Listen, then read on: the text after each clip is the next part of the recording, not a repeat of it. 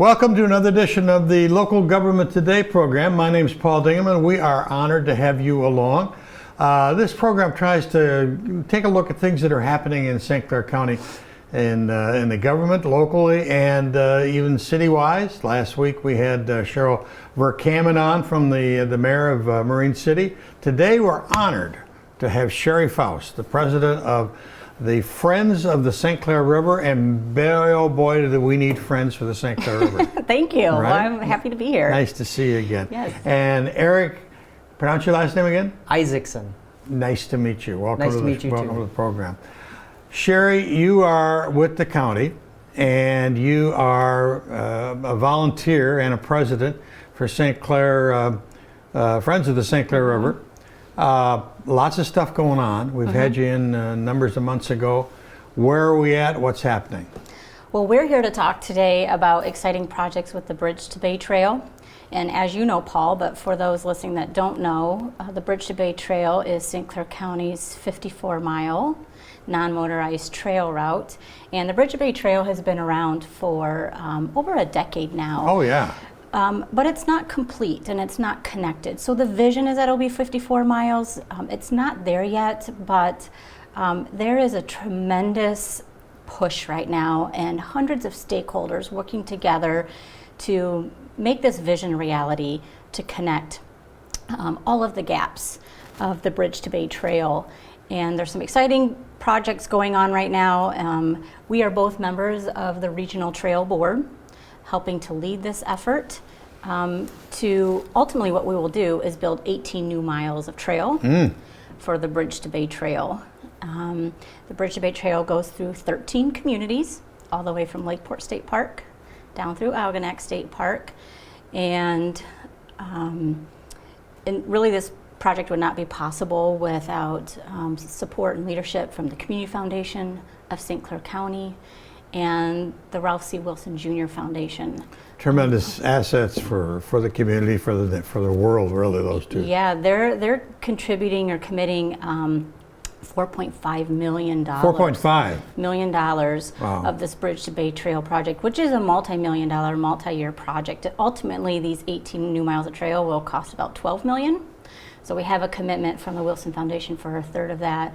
And the communities are working very hard to secure funds from grants and donations from donors too. The money comes from the Wilson Foundation, from the municipalities, from the Community Foundation. So it's really doesn't cost the taxpayers much at all, if anything. Right. There is a new project that is happening in Port Huron right now. It's called the Black River Canal Trail. It's a really exciting project that will link Holland Woods Middle School, Port Huron, with Port Huron Northern High School. Right now there's no safe, accessible way to get over the Black River Canal for a pedestrian, if you're a pedestrian or cyclist. And So this is up near Northgate Ford.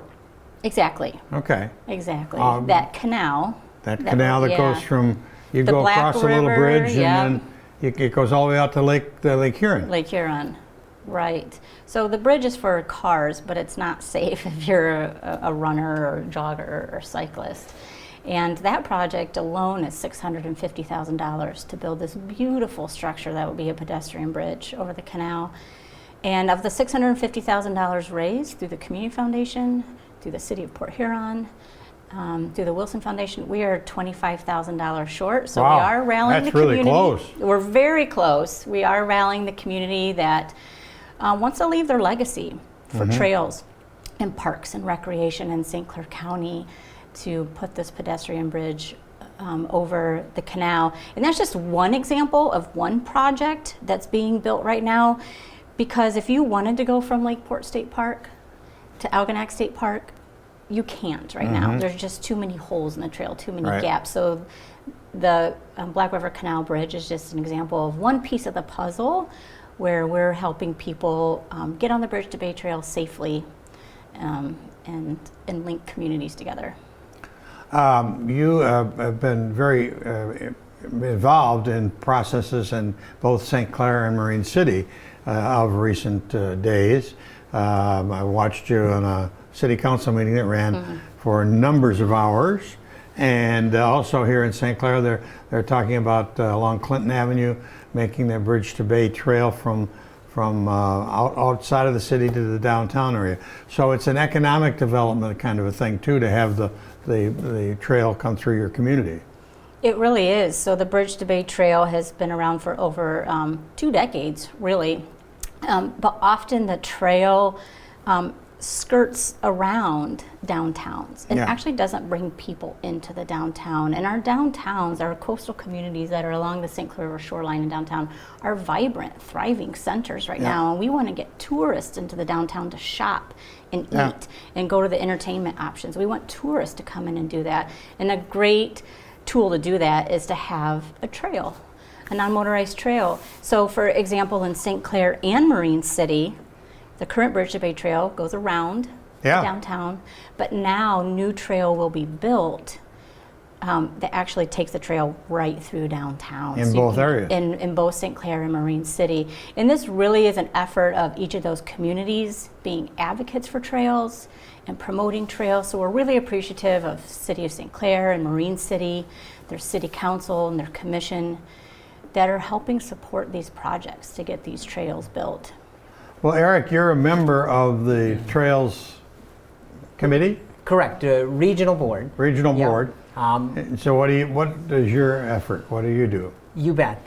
Great question. I'm originally not from this area. I did 22 years active duty Navy and retired in the area. I've been cycling for most of those years. So what a unique opportunity. I'm honored to be part of the team that's actually, combining this trail and putting an effort together to actually capture, the beauty and the trails and the resource that we have that is really understated. This area is just phenomenal for the scenery, the sights that you see, the oar boats, the water, the waterfowl, the ice movement is just amazing.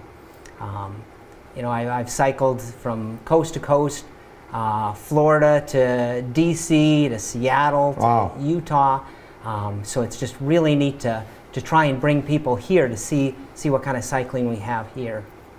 I'm also honored to be part of this team because of the efforts by so many people. This is a complex, diverse undertaking. Anything from the signage to the engineering to the funding to the community endorsement to get the community on board with this is an absolute complex, huge animal for anybody to undertake. There's so many people that have helped out. Sheri being one of them, Randy Myers, Community Foundation. I hate not to list everybody, but there's some amazing efforts putting this together for a complex program. That's just really neat to see. And I'm just being a cyclist. The regional board endorsing, trying to get cyclists, hikers, runners on board with their team so that it's done right. So you mentioned people like Jim Beer. You referred to people who are active. Yep. He's very active in this community. He is, and is a volunteer. The Bridge to Bay is just remarkable as far as I'm concerned. That people go. There's a plan for it to go from the west side of the state all the way over to Port Huron, isn't there? Yes, that's the Great Lake to Lake Trail that traverses east to west across the state, and the Bridge to Bay Trail will link up with that. And the Bridge to Bay Trail will even link up in the future with the Wadhams to Avoca Trail, and even down into Macomb County to their Orchard Trail. So this really is a part of a regional and statewide project that will link trail users to multiple trail systems. And to piggyback on what Erik mentioned about the complexity and uniqueness of the Bridge to Bay Trail is that it follows the entire shoreline along the county. And it's a very urban trail, so you get this urban experience.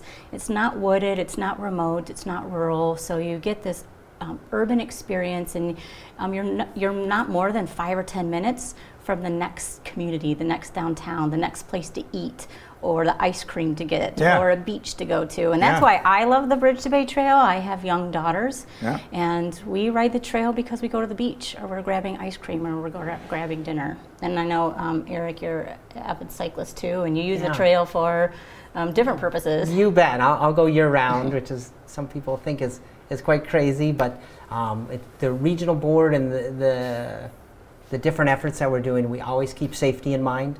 We're trying to build a trail system that's open to a diverse range of cyclists or hikers or walkers, from families to strollers. Safety is always in mind on every meeting that we have. Are you one of those wonderful people that leaves on New Year's Day and goes from Lexington over to Croswell and back? I've heard about those people that ride in the winter. You're not one of them? I've been caught on film riding in the winter, and there's crazier people than I. So. And that's a compliment, crazy. Right. Your umbrella of your job is so wide. I got a press release from you the other day about spring ushers in a chat about butterflies. What's that all about? Right. So, we're doing anything that has to do with land management and habitat management, trails, environmental education. So this butterfly event that we have coming up is to talk about the importance of butterflies, how they're really an indicator species for the health of our environment. So their presence of butterflies. They're just not pretty thing to watch? They are pretty. We do actively monitor them. We have a lot of volunteers that are trained as butterfly citizen scientists that are tracking their populations, identifying species, because we use them as really a way to set up a report card of how the health of our environment. So we're going to be chatting about butterflies. April coming up, a virtual live event. April 13th. April 13th. And they can go to scriver.org to sign up for that. To learn more about the Bridge to Bay Trail, the Community Foundation, their effort, and this last $25,000 push to close a fundraising gap, you can go to the Community Foundation's website, which is stclairfoundation.org. And so the public can help how? Besides having an interest in bicycling? Well, that is huge. That is actually huge. And that's one way that we tell people to, if they want to, how do people get involved with the Bridge to Bay Trail? How can they help? Obviously, we are looking for people to contribute funds and help with fundraising, but even and equally as important as that, as we're looking for trail advocates. Get out and use the trail. Get out on the trail and advocate to your community that trails are important to you, and support your community as trails are being built in your community. So we really want to build a culture for trail use here, like Erik just mentioned how you've been all over the country using trails. We want St. Clair County to be a top-notch premier trail destination, and we're on our way to get there. And that just means people need to get out and use the trail and support it. Seeing other people out on the trail is great incentive. And it builds friendships, and you get you get, the bottom line is you get a little exercise too. Yep. And you're supporting your businesses in your community. Yeah. I mean, we want to get people through the doors of our downtown's businesses. Have we missed anything? I don't think so. I mean, we could sit and talk about trails for a long time, but this was great to talk about this. I think it all started with the previous congressman, didn't it? One of the, with Dave Bonnier years ago, didn't he do a lot to get the trail started 15, 20 years ago? Yeah, under the umbrella of the St. Clair County Parks and Rec Commission, and with Mark Brochu's leadership. The Bridge to Bay Trail got started. So they've done phenomenal progress, and half of the 54 miles are built and on the ground. And so we just want to complete the rest of that. All right, let's put your other hat on, and that's the Friends of the St. Clair River. Still the same hat, still the same hat, but with just a different topic. Where are we at on the river? What's happening with the river lately? The St. Clair River? Right now we're working really hard to restore the health as far as the drinking water goes, address people's concerns and perceptions about drinking tap water from the St. Clair River. We know that the St. Clair River continually meets all drinking water safe parameters, but we know there is historical and legacy pollution problems that people have concerns or fears, and finding out if those are rooted in fact or those are rooted in myths. So we've been leading a month-long St. Clair River tap water survey, just to gather people's perceptions and concerns about the St. Clair River as far as the health and safety of the drinking water. And then we'll release those survey results, rally the community around some environmental community discussions about the St. Clair River. But the message is that the St. Clair River is healthier today than it has been. There's been a lot of remediation from both partners on both sides of the river. It's an international effort. Right. And so there's groups working just as hard on the Canadian side of the river as we are here on the American side of the river to address all aspects of health and safety of the St. Clair River. And we're very close to restoring it to the condition that it once was, prior to a century of abuse from industry. Yeah. Right. Over the years, you've had River Day in the month of June. With the COVID coming, you probably don't have firm plans yet, or do you? Well, we have Sturgeon Festival is in June. Sturgeon Festival is Saturday, June 5th, and that is a really fun event. We're still having that at Fort Gratiot Light Station, and so people have the opportunity to see a lake sturgeon, hold a lake sturgeon, interact with the biologists that are leading cutting-edge sturgeon research right here in the St. Clair River. In Port Huron area, lake sturgeon are endangered, and there's more lake sturgeon that live in the St. Clair River than anywhere else in the entire Great Lakes. Amazing. So a great opportunity to underneath see lake the bridge, sturgeon. bottom of the... Yeah. And lake sturgeon that are swimming around in the river today were born when Franklin Roosevelt, FDR, was president. Amazing. Because they lived to be 80 years old. And so we give people that up close personal opportunity.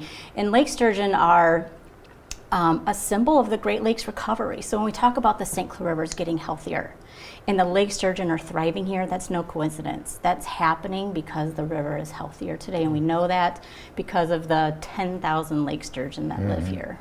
You have an interesting job, don't It's fun. Do you want to come see some lake sturgeon? I'll get you. I'll let you come see some lake sturgeon. Your name is Sheri Faust, and Erik, you're with us. We're glad you were along today. Just good to have this kind of information, and we thank you both for coming. Yeah, we appreciate it. Thank you. Good. That's about it for this edition of the Local Government Today program. See you soon.